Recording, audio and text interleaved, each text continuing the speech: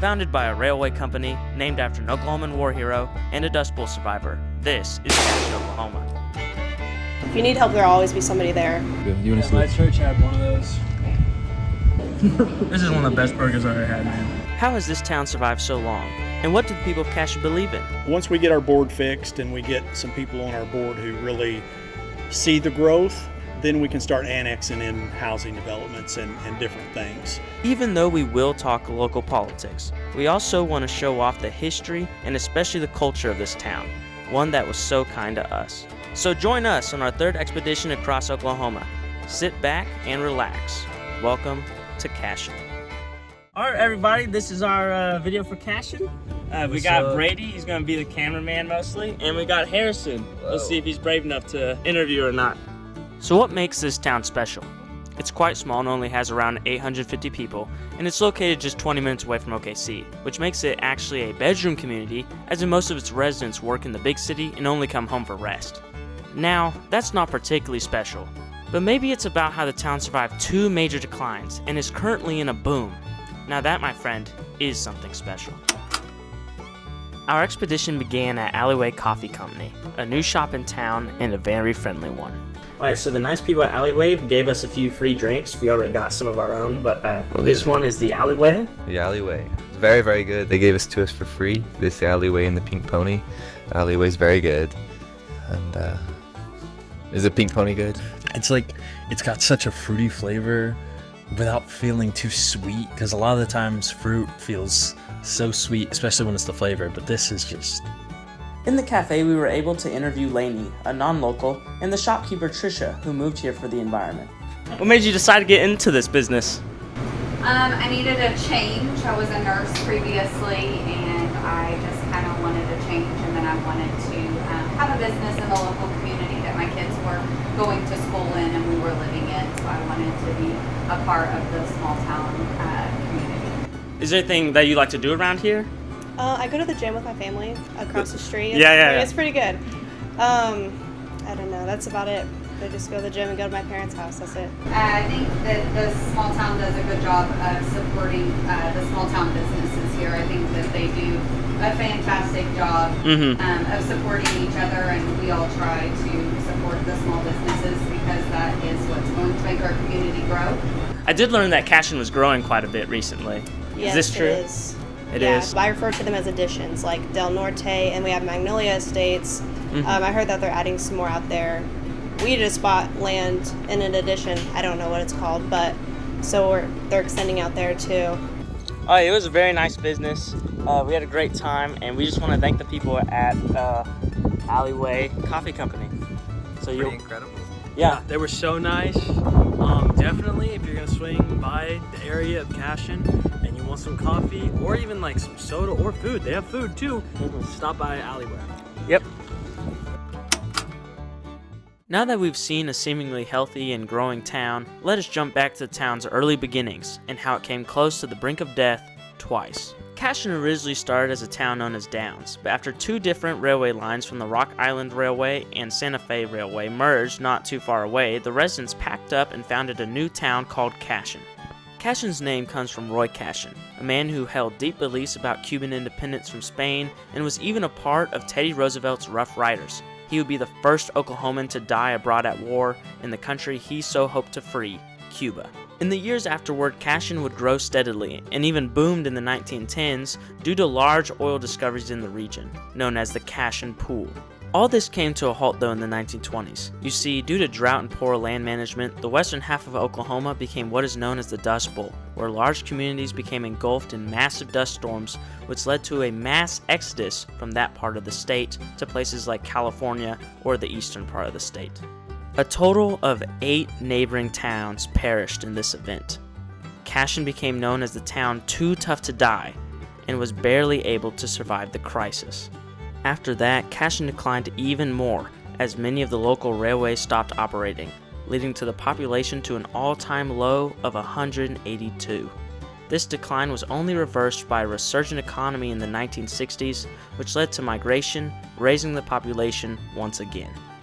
After so much devastation and an amazing comeback, Cashion now faces the same problem that so many other small towns do: an aging population that refuses to innovate. Will Cashion be able to survive once again? Well, we talked to Bruce Temple, and he seems to be the answer Cashion needed. After Alleyway, we stopped by a place called BG10 Cafe, a burger place named after Brexton Green, who was a local football player who sadly passed away too soon. The food was incredible, and after talking with the kind staff, they invited us to chat with the owner of the restaurant, who had to drive out of his way to come and meet us. What's your name, sir? Bruce Temple. Bruce Temple. Bruce Temple owns this store. What's it called? Rustic Rose Mercantile. And he also owns the BG Cafe that we just, BG10 BG10 Cafe? Cafe. So what got you to start both of these businesses? Well, we've kind of had a mission to, my wife and I, we've been married for 11 years. Get in trouble if I say that wrong. But about 11 years, and long story short, we've just wanted to do something for our town.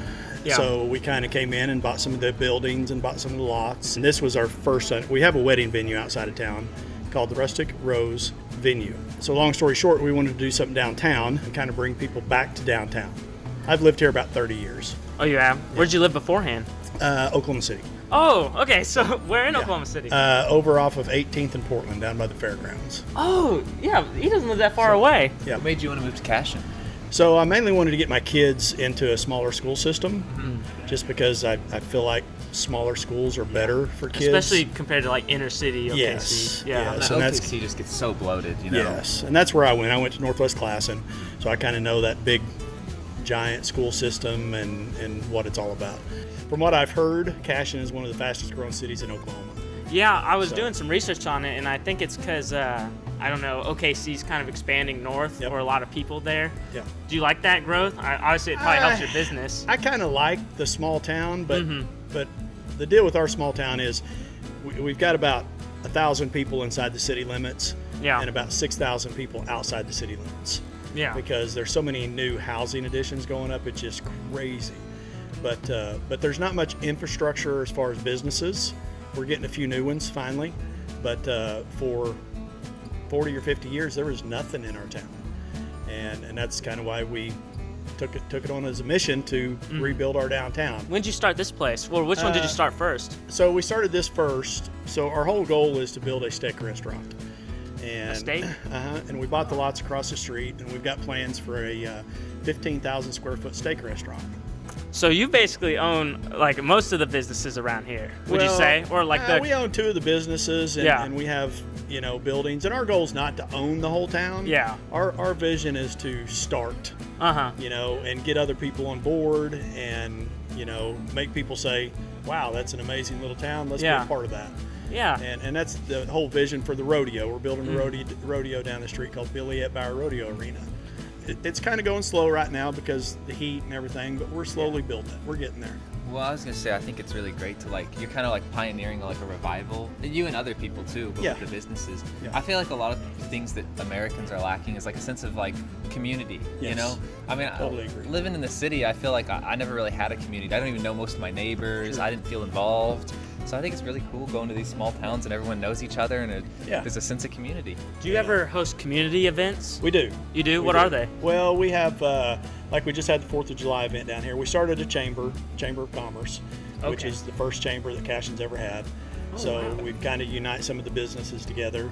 So the chamber had a 4th of July event. We had singers and all the stuff. Are you on the city council, or do you interact with them a lot? Well, yeah. You do? Yeah, I'm not on the council, but Yeah. but definitely what we're going through, what we're building, is definitely a little bit of work dealing with the council. Dealing with them? Yeah. Do you vote in local and state elections? I vote in all elections that You I do? can. Oh, yeah, that's good. Our town is a little bit different because even though we own buildings and we own businesses and we own property, I don't live inside the city limits. I live 3 miles east. Oh. So since I'm not in the city limits, I can't vote for our town board. That seems really weird. It's really weird. Our government really needs to step up and fix things like that. How many people are in the board? 5. Okay. It's a 5-person board. Yeah, well, Karshi was talking about how they had 3 and that was becoming a problem, so Yes. they expanded it. Yes. So that's at least nice that it's a And that's bigger what board. Cashion did years ago. Yeah. They were a 3-person board, and some of the people like me who was creating businesses, the original gas station in town, their family pushed for a 5-person board, because when you get a 3-person board, it don't work. Sometimes in small towns you get people that say, well, this is the way it is, and by golly, it's not going to change. Well, if you don't change, if you don't change with the world, you get left behind. Do you guys have a big problem with infrastructure?